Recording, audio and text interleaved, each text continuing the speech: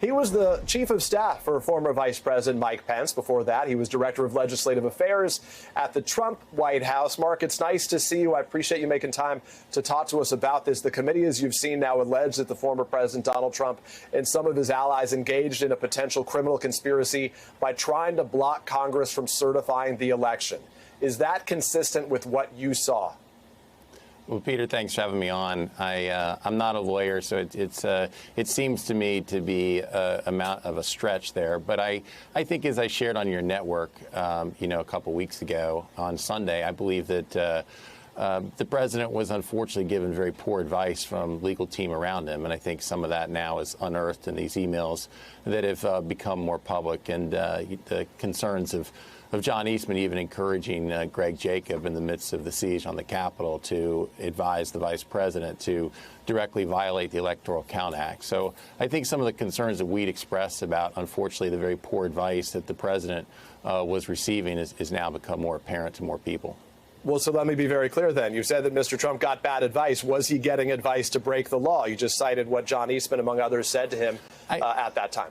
I don't know that. I mean, John Eastman, that email exchange, honestly, is with John Eastman and Greg Jacob. And so at the time, we were in a secure location, having been evacuated by the Secret Service. And I think that the focus of our team and the vice president was how do we get back in and complete our business. And so he was talking to Mitch McConnell and to Kevin McCarthy and Speaker Pelosi and Schumer about how do we make sure we get back in and complete our work. Meanwhile, Greg was in the same secure location having this correspondence with John Eastman that I wasn't even privy to until like after the 6th. But clearly, I think that we had concerns about the legal counsel that the president was receiving, and we've expressed those concerns pretty openly, and I think some of that is now more apparent for others to see as well. Mark, was the president told in advance that he had lost? These new documents, 220-plus pages of them, say that Jason Miller, who you know was a top aide and advisor to the former president, soon after the election told President Trump, quote, in pretty blunt terms, that he was going to lose. So was the president told that? Was he aware that, in effect, they were trying to overturn an election that he had lost? I don't know. I can't. There's no way for me to have reason to not believe Jason Miller's sworn testimony that that's what the president's advice the president received, or the facts he was given by the campaign.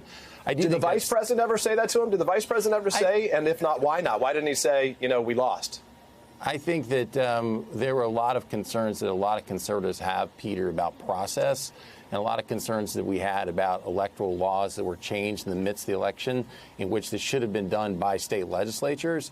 But I think that there was also a reality that there's a process for those complaints, that you either can cast for a recount, you can go through litigation, and that process had run its course. And at that point, right, on December 14th, it had run its course. Yeah. So wouldn't that have been a time the vice president might have said it? So at that point, Joe Biden is the duly elected president. And that's why I think that we were very clear in saying there is no constitutional authority that would allow any one person the ability to just randomly choose to say, I'm going to throw out these electors. I mean, obviously, it's not been done in 230 years of our republic. And that rationality would say that Kamala Harris in 2024 could unilaterally say, I'm not going to accept electors from Texas, or I'm not going to accept electors from Wyoming. And so of course, from any limited government perspective, that rationale was really faulty, and it's what we conveyed to the president's legal team. Is the vice president going to speak to the January 6th committee?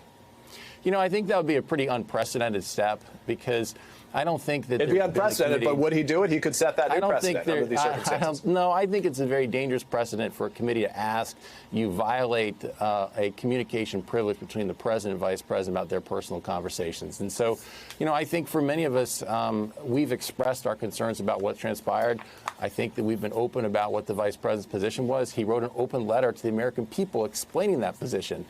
The January 6th committee, though, Peter, I think suffers from the reality that when Nancy Pelosi rejected Jim Jordan and Jim Banks, and then Kevin pulled back the other Republican nominees because of that, it does have a very partisan taint. And so, well, but Mark, Liz Cheney's on that committee, and she voted with Donald Trump almost more than any other Republican in the House. So I don't know if you can say that, right? I mean, she's one of the most respected Republicans, despite her disagreements with Donald Trump out there. I appreciate, Peter. I'm very aware of Liz Cheney's voting record. I was legislative affairs director for the president, but I also think that it's it's unrealistic to say this isn't a partisan committee when you look at the fact that the very people who are prosecuting the case and saying about the election and throwing out electors, there are people on that same committee who voted against certification for Bush Cheney. The very chairman voted against certification. Others on that committee voted against certification of Trump Pence in 2016 when there's no evidence whatsoever of fraud in 2016 or in 2004. So Mark, I do think there's concerns about a double standard. Let me move on to Russia and Ukraine. Our time's limited here. Did President Trump embolden Vladimir Putin? He sided with him over U.S. intelligence officials. He put a hold on aid to Ukraine, asking President Zelensky to do him a favor involving that investigation he wanted launched into Joe Biden. Did Donald Trump embolden Vladimir Putin? I think, Peter, you look at the record of what President Trump did in actually bombing Russian mercenaries and killing them in Syria, the various sanctions he put on Russians, kicking them out of American embassies. I think that the record was actually a very strong one against Russia, which is why you look that the reality is the last time Russia invaded Ukraine and took Crimea was under the Obama-Biden administration. They're now doing a similar incursion, this time of a much greater extent, under the Biden administration. I think they believe that there's weakness in this administration that they did not see during the Trump administration. The record should show that the president placed a hold on aid to Ukraine, $250 million in aid through the Defense Department, $141 million in aid through the State Department. But let me ask you about what some Republicans want right now. The record would also show that aid was given. The vice president is very clear in recommending to the president, when he has asked for advice, to say we should be providing that aid to them. Yeah, questions about the president, but you're right. Republicans have called on the Biden administration to announce an embargo on Russian oil and gas exports. Should he do that? Absolutely should, Peter. I think it's an untenable position to say that, in essence, America has doubled its importation of Russian oil. You now have $100+ per barrel, and you have hundreds of thousands of barrels imported per day. In some cases, you're actually funding the war against Ukraine. The United States should have no business importing oil from Russia. What the Biden administration should do is allow America to become energy independent like it was during the Trump-Pence administration. But instead, when they cancel the Keystone Pipeline and they stop renewing new permits, what that does, it makes us more dependent upon foreign oil. And wait, but Marcus, you know about the Keystone Pipeline. It was only 8% completed when Joe Biden canceled it. So it's not like that would have changed anything now. It would have taken years to do it. That oil that the tar sands of Canada still gets into the U.S. in different means of transportation. And Peter, you also know that by trains, and it goes to, just to complete, it goes to refineries. It doesn't mean it's going to the U.S. necessarily. You know that there's also forward pricing of oil, and it goes beyond the Keystone Pipeline. The Federal Energy Regulatory Commission has not approved other pipelines in the system. The Biden administration canceled oil production in ANWR. It canceled new oil leases in other parts of nationally owned property. They have had an agenda that has done everything it could to raise the price of oil, additionally putting new fines and new regulations from the EPA on methane. So they've done everything they can to rise the price of gasoline that Americans are paying at the pump. So, yes, there are plenty of things the Biden administration could do to return America to energy independence that it had under the Trump-Pence administration.